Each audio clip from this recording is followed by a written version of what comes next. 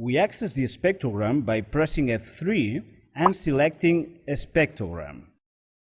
We can use the spectrogram to analyze the quality of any terrestrial, satellite, and cable TV digital signal.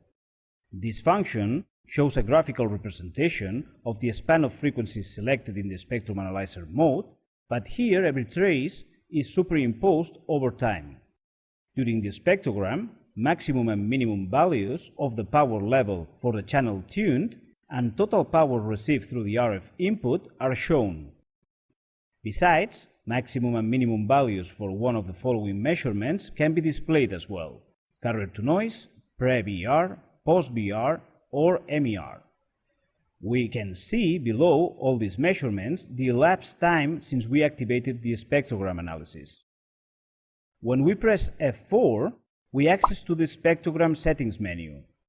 The first setting allows us to select whether we want to show minimum and maximum values reached so far for the carrier-to-noise, pre-BR, post-BR, or MER measurements. The second setting displays the times when those minimum and maximum values for the different measurements have been reached. The last setting clears all the data and starts over the spectrogram analysis. This tool is especially useful to analyze the spectrum over time because sporadic anomalies can be detected.